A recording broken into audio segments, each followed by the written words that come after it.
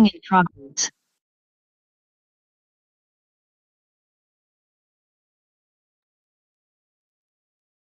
Kita mulai. Assalamualaikum warahmatullahi wabarakatuh. Mulai. Innalillah nahmaduhu wa nasta'inuhu wa nastaghfiruh wa na'udzu billahi min syururi anfusina wa min sayyiati a'malina. May yahdihillahu fala mudhillalah wa may yudhlil fala hadiyalah. Asyhadu an la ilaha illallah wahdahu la syarikalah wa asyhadu anna Muhammadan abduhu wa rasuluh sallallahu alaihi wa ala alihi wa sahbihi wa sallam amma ba'd. Asallallahu al-karim, Rabbal arsyil azim, an yarzuqona wa iyyakum al-ilman nafi wal amalus soleh ya arhamar rahimin. Alhamdulillah, bersyukur kita kepada Allah Subhanahu wa taala yang mana Allah Subhanahu wa taala masih memberikan kepada kita kesempatan ya untuk bisa bertemu kembali dalam rangka mempelajari eh, fikih ya dalam kitab Al-Mulakhas Al-Fiqhi, buah karya dari Syekh Saleh Al-Fauzan Hafidhahullah Ta'ala. Semoga Allah Subhanahu wa Ta'ala mengampuni dosa-dosa beliau, orang tua beliau, dan kaum muslimin semuanya. Baik, sebelum kita memasuki pelajaran yang baru, kita murojaah singkat terlebih dahulu. Pada pertemuan sebelumnya, kita telah mempelajari tentang apa? Hmm? Ada yang masih ingat? Hal-hal yang amalan-amalan yang dilarang bagi orang yang berhadas. Iya, lebih khususnya lagi tentang apa itu?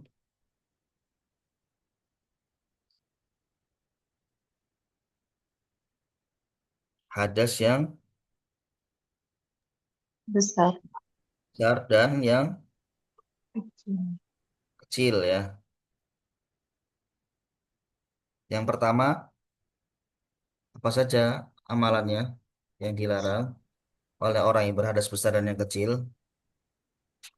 Memegang mushaf, Menyentuh mushaf secara langsung tanpa adanya penghalang. Apa dalilnya?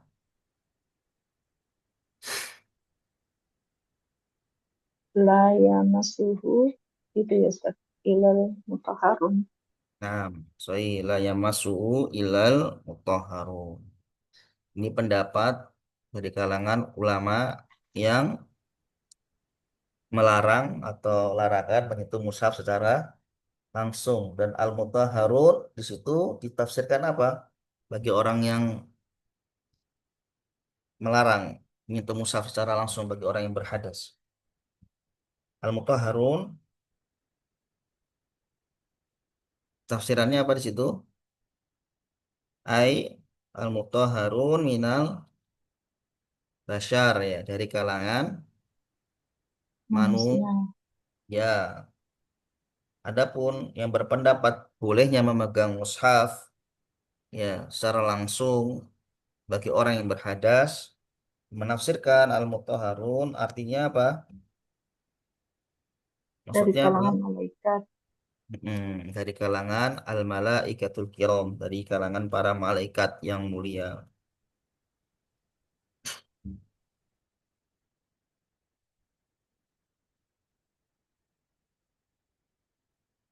Saya mana bertanya lagi,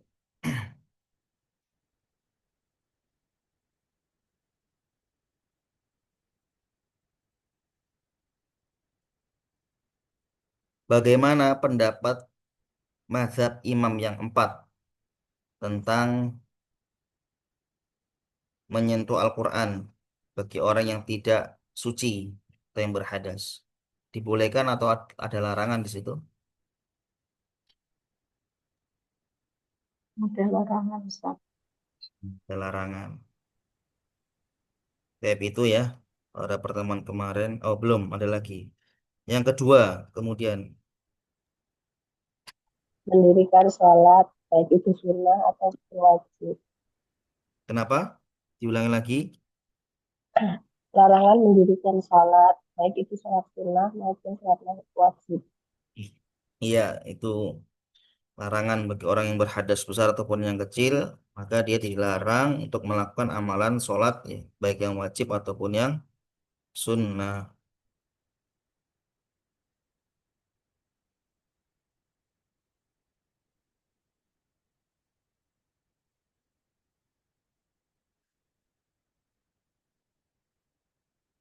Kemudian yang ketiga, larangan apa itu?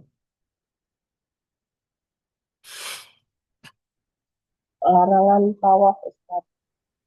Larangan tawaf.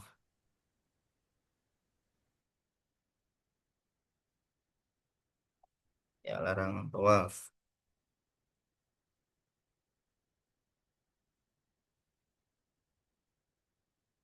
Bagi orang yang berhadas, ya, besar maupun yang kecil. Baik, sekarang kita masuk ke pelajaran yang baru, yaitu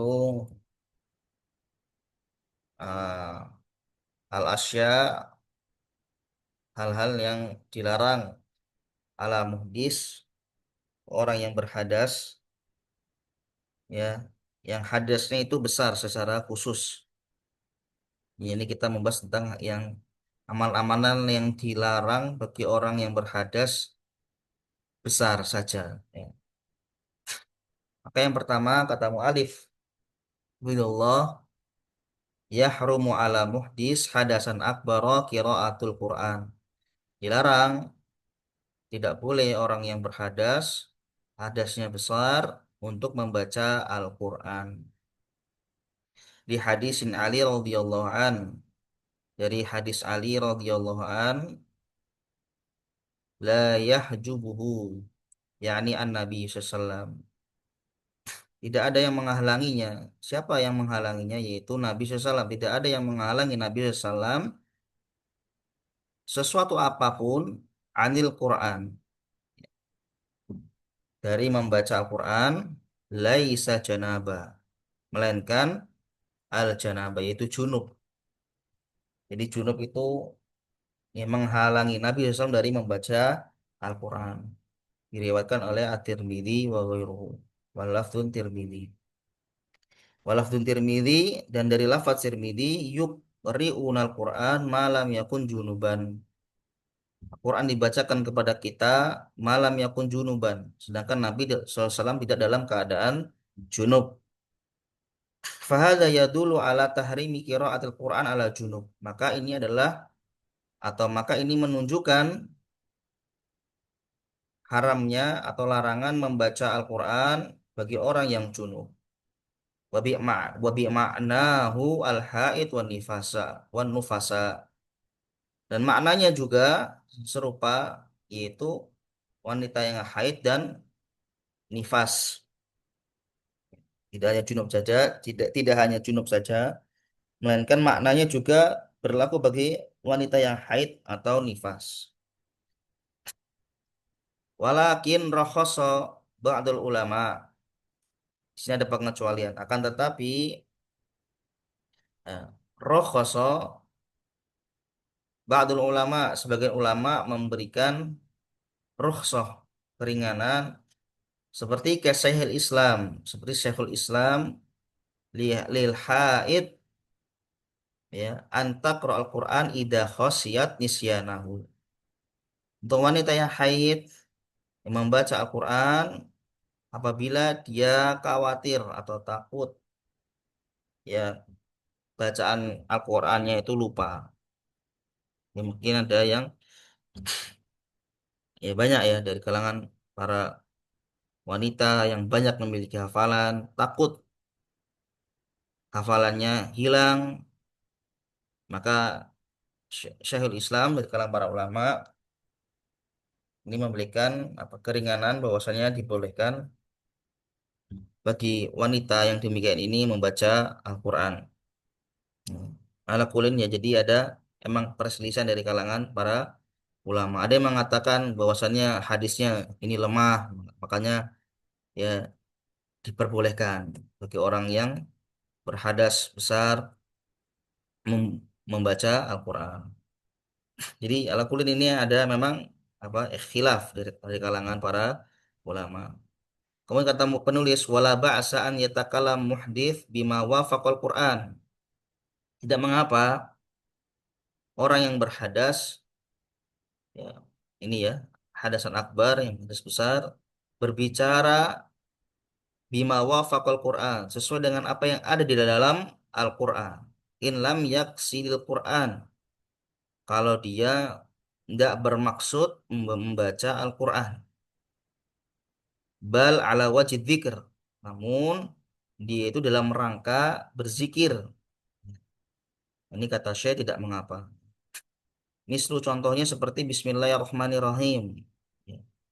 Selama tidak bermaksud untuk membaca Al-Quran, maka tidak mengapa ya, dalam rangka zikir. Maka tidak mengapa dia membacanya. Atau berbicara tentang seperti hal ini. Walhamdulillahirabbil alamin.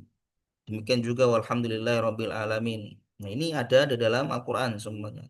Namun dalam rangka bukan maksud untuk membaca Al-Qur'an, maka hal ini diperbolehkan.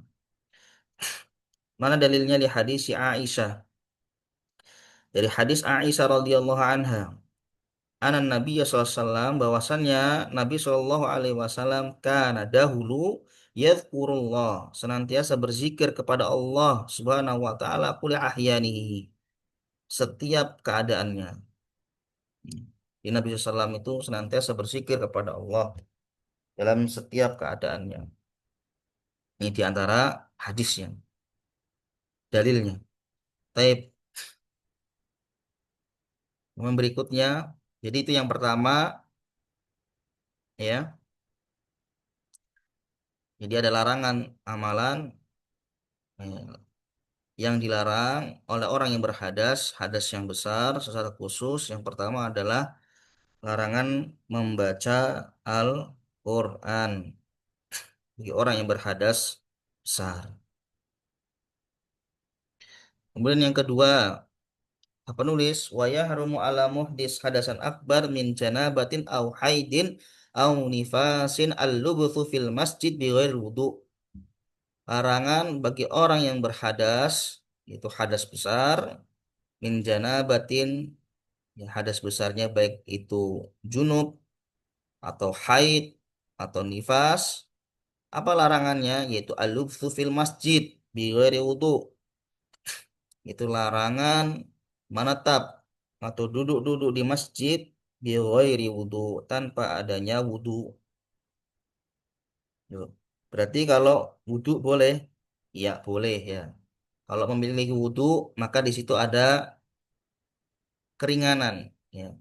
Bolehnya duduk di masjid. Ya. Nanti ada penjelasan dari Syekh.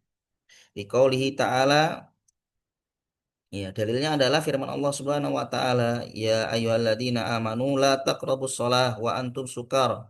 Wahai orang-orang yang beriman, janganlah kalian mendekati salat sedangkan kalian dalam keadaan mabuk, hatta ta'lamu ma taqulun, sampai engkau mengetahui apa yang kau bicarakan.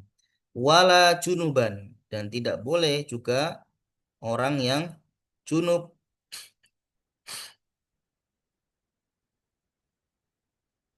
ya, illa abiris sabil, kecuali orang yang sekedar lewat saja, hatta taktasilu, sampai dia mandi. Maksudnya adalah la tadkhulul masjid lil baqa'i fi. Ya, tidak boleh mereka yang junub tadi itu ya, ini hadas besar itu memasuki masjid di baqa'i fihi, untuk menetap di masjid, untuk duduk-duduk di masjid. Waliqauli sallallahu alaihi wasallam la uhillul masjida li haidin wala junubin. Gitu pula dengan sabda Nabi kita Nabi Muhammad SAW, la uhil, kata Nabi SAW, aku tidak menghalalkan masjid lil haid wala junubin. Ya, tidak menghalalkan masjid untuk wanita yang haid dan begitu pula orang yang junub. Rawahu Abu Dawud min hadis Aisyah wa sahahahu Ibnu Khuzaimah.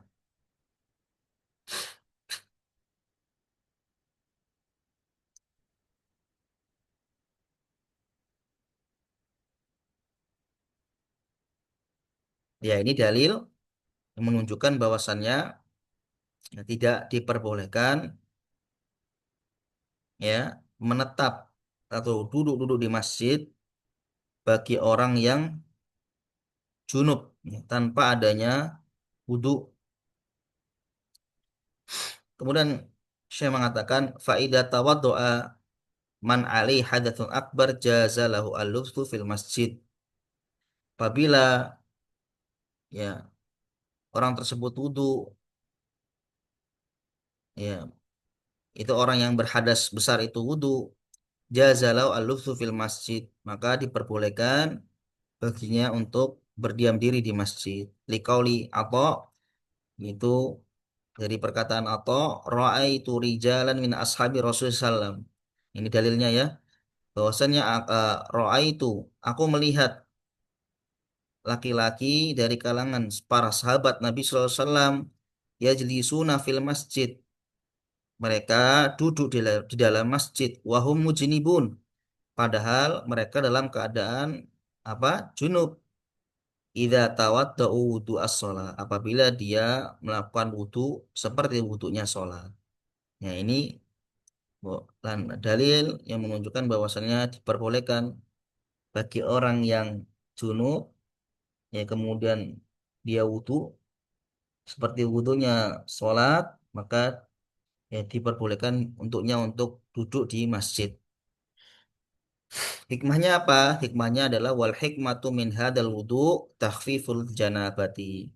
Hikmahnya min hadal wudu dari wudu ini bahwasanya wudu ini bisa meringankan janabah junub.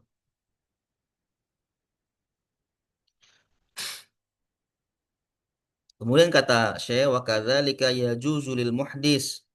Demikian pula dibolehkan bagi orang yang berhadas, hadasan akbar yaitu hadas yang besar, an yamurra bil masjid li mujaradil ubur minhu. Boleh baginya untuk melewati masjid ya sekedar lewat saja, maka hal itu diperbolehkan. Ya, tidak untuk menetap. Dia masuk mungkin mau ngambil sesuatu ya. Kemudian ngambil tanpa duduk ya langsung dia lewat aja pokoknya langsung lewat ngambil sesuatu atau mungkin jalan pintas mungkin ya karena kalau lewat di masjid langsung cepat mungkin ya mungkin seperti itu maka lewat saja sekedar lewat maka hal ini tidak mengapa diperbolehkan ya. Liqauli ta'ala landasannya dari dalilnya adalah firman Allah Ta'ala illa abiris sabil kecuali yang orang yang hanya sekedar lewat saja. Apa maksudnya abir sabil ay mutajawizina fihi lil khuruji minhu. Yaitu orang yang mutajawiz, yang orang yang sekedar melintas kemudian dia keluar lil khuruji minhu, keluar dari masjid tempat tersebut. Maka ini tidak mengapa, diperbolehkan hanya sekedar lewat. Kemudian kata syawal istisna min nahyi ibahatun. Dan pengecualian illa tadi sini ya illa abiri sabil pengecualian minan nahyi dari berupa larangan tadi kan tadi kan larangannya illa abiri sabil ini ya ayyuhalladzina amanu la taqrabus shalah janganlah kalian mendekati salat wa antum suka dalam keadaan sedangkan kalian dalam keadaan mabuk hatta ta'lamuna ma taqulun wala junuban ya kan ini larangan aslinya. Kemudian di larangan ini ada pengecualian illa di sini illa abiris sabil. Dan kata Syekh di sini wal istisna minan nahi ibahatun.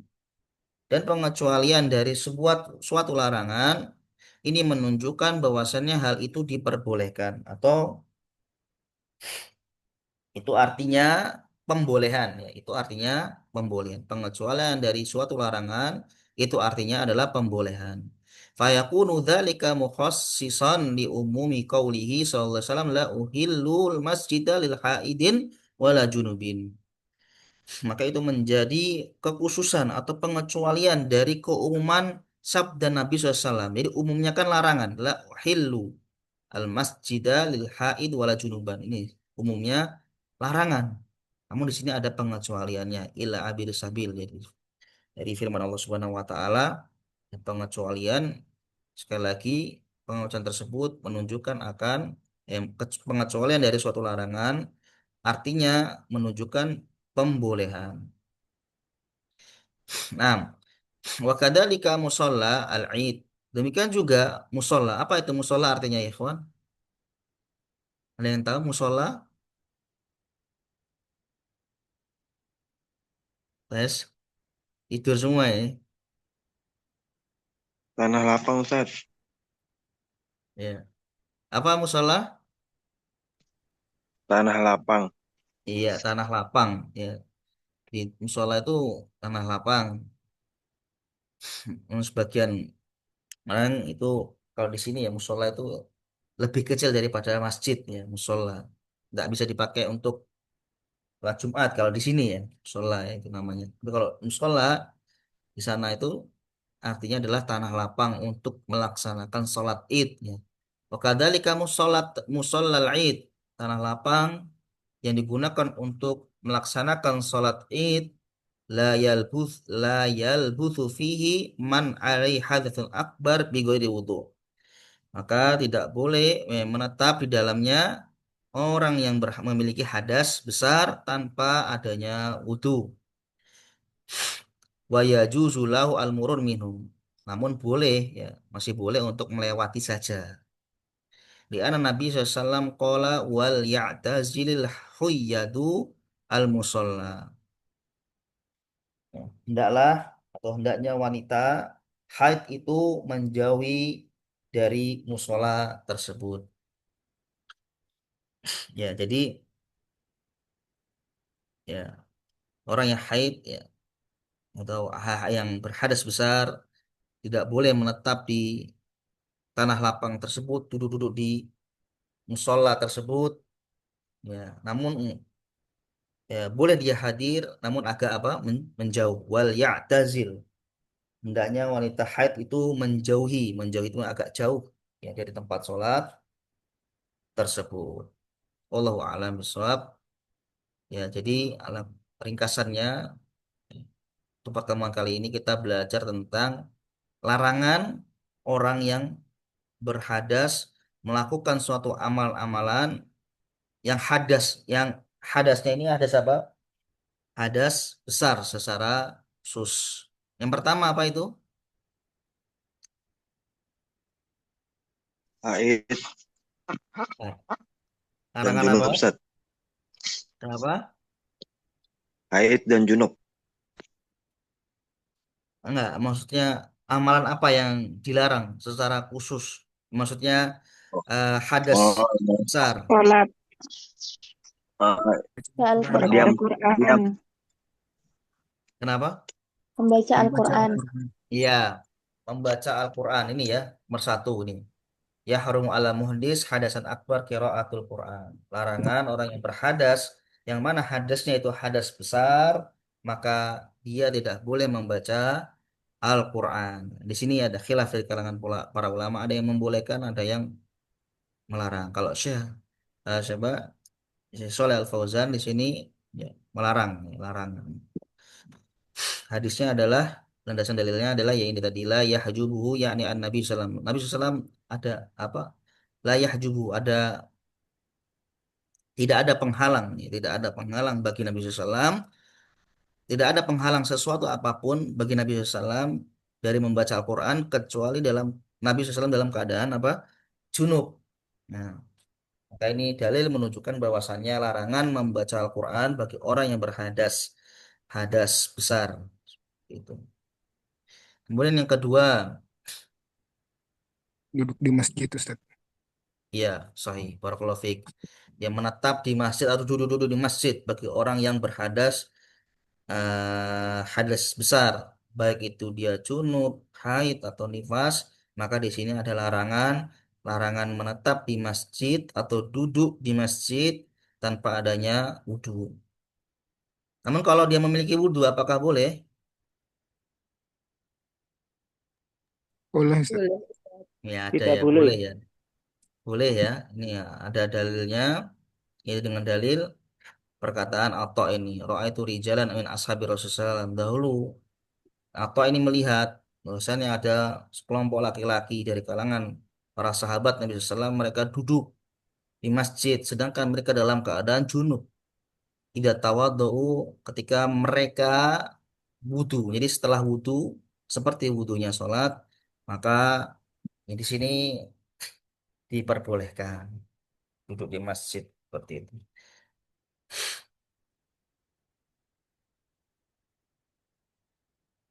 Allah alam bisawab, itu yang bisa Anda sampaikan. Mohon maaf sebesar-besarnya. Jazakumullah khairan. Semoga yang sedikit ini bisa bermanfaat. Subhanallah wa bihamdik asyhadu an la ilaha illa anta astaghfiruka wa atubu ilaik. Assalamualaikum warahmatullahi wabarakatuh. Waalaikumsalam warahmatullahi wabarakatuh. Jazakallahu khairan ya Ustaz. Wa iyyak. Barakallahu fiik.